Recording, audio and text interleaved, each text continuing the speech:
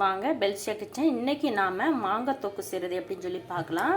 6 மாதம் ஆனாலும் கெட்டு போகாது அந்த தொக்கு. அது எப்படி செய்யலாம்? ஒரு மாங்காய் எடுத்துருக்குறோம். இந்த மாங்காவை நல்லா தொளி சீவிக்கலாம். பாருங்கள், இப்போ நம்ம நல்லா தொளி சீவியாச்சு. இப்படி ஒரு எடுத்து வச்சுக்கோங்க.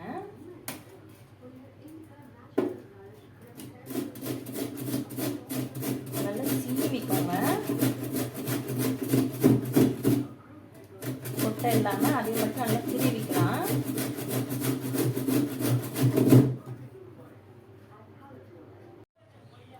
பாருங்க, இப்போ நல்லா சொருகி வச்சுருக்குறோம். இந்த மாதிரி திருவி மாங்காவை வச்சுக்கலாம். கொட்டை வேண்டாம், நமக்கு கொட்டை தேவைப்படாது.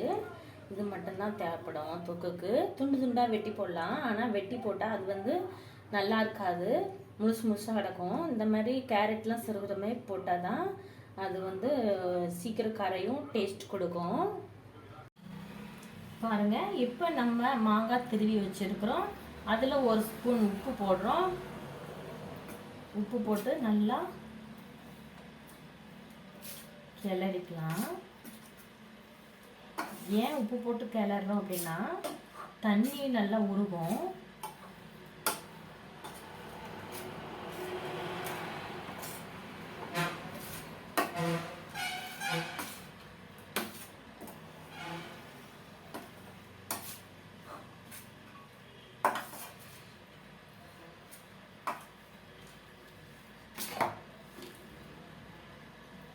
இதை ஒரு மூடி போட்டு மூடிக்கலாம். இப்போ அடுப்பை பற்ற வச்சு சிம்மில் வச்சுக்கலாம்.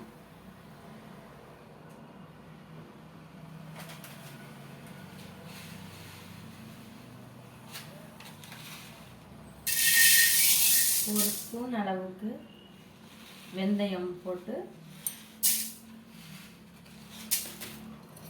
நல்லா பொன்னிறமாக வதக்கிக்கலாம்.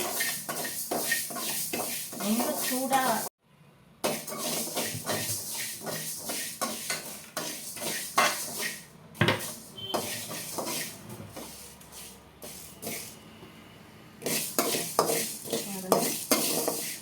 இப்போ நல்லா பொன்னிறமாக நம்மளுக்கு வச்சு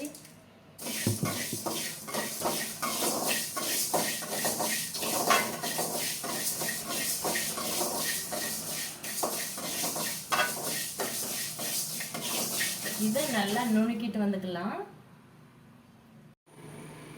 பாருங்க, இப்போ நம்ம நல்லா பேஸ்ட்டாக திரிச்சிக்கலாம், மிக்ஸியில் அரைச்சிக்கலாம். வெந்தயத்தை இல்லைன்னா இடிச்சுக்கலாம்.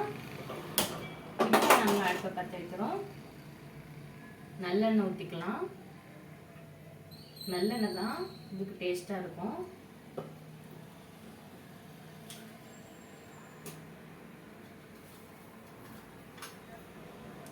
கடுகு போட்டுக்கலாம்.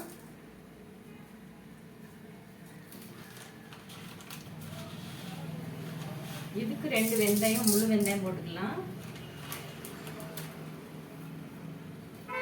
கருவேப்பிலை போட்டுக்கலாம்.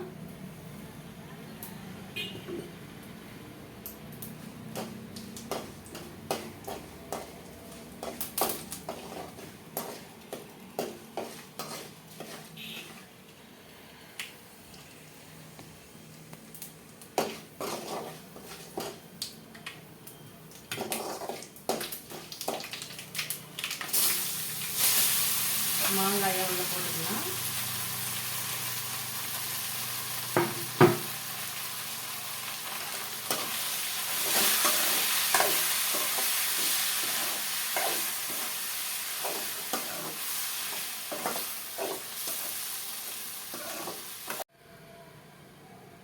நல்லா வணங்கிட்டு இருக்குது.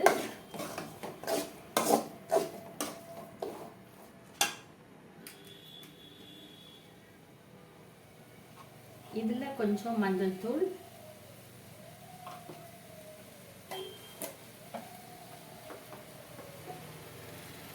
காரத்துக்கு தகுந்தவாறு மிளகாத்தூள்,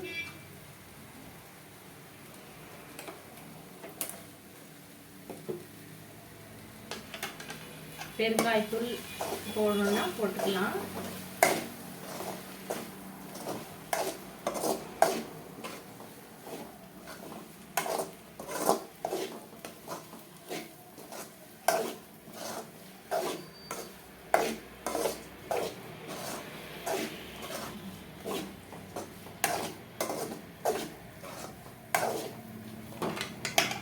ஒரு 2 நிமிஷம் அப்படியே. இப்போ இது நல்லா வணங்கிட்டு இருக்குது பாருங்க. இந்த நேரத்தில் நாம்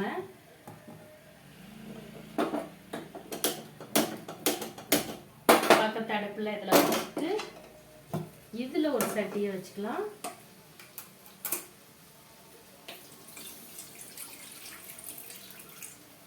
இதில் ஒரு 1/2 டம்ளர் தண்ணி ஊற்றிக்கலாம். தண்ணி நல்லா கொதிக்கட்டும்.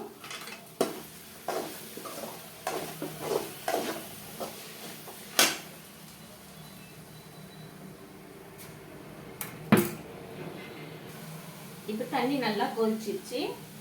இப்போ கொஞ்சம் மண்டவெல்லம் போட்டுக்கலாம்.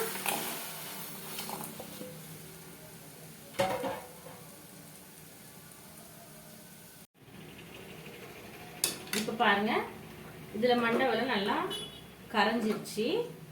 இந்த நேரத்தில் இந்த அடுப்பை ஆஃப் பண்ணிக்கலாம். இது இங்கே வச்சுட்டு பாருங்க நல்லா அரிச்சுக்கலாம். ஏன்னா அது சூடாக இருக்குது, குப்பை ஏதாட்டு இருக்கும். கருப்பட்டி வேணால் கருப்பட்டி போட்டுக்கலாம், இல்லை சீனி போட்டுக்கலாம், மண்டவெல்லம் போட்டுக்கலாம். நமக்கு எது சௌரியமாக இருக்கோ அதை போட்டு நல்லா கிண்டி விடணும். இது வந்து புளிப்பு, உரப்பு, இனிப்பு 3 கலந்துருந்தா தான் இதோட டேஸ்ட்டே ஒரு அப்படியே சூப்பராக இருக்கும். தொக்கு அவ்வளோ அருமையாக இருக்கும் பாருங்க. இப்போ இது நல்லா வேகட்டும் ஒரு 2 நிமிஷம். இப்போ பாருங்க நல்லா குழஞ்சிருச்சு. அந்த மாங்காய் வந்து சிவி வச்சது நல்லா குழஞ்சி ஊறுகாய் மாதிரி அப்படி குக்கு மாதிரி அது சூப்பராக இருந்துச்சு. இந்த நேரத்தில் நம்ம வறுத்து வச்சிருக்கிற இந்த வெந்தய பொடியை உள்ள சேர்த்துடலாம். இது போட்டால் தான் அப்படி ஒரு மனம் டேஸ்டாக இருக்கும்.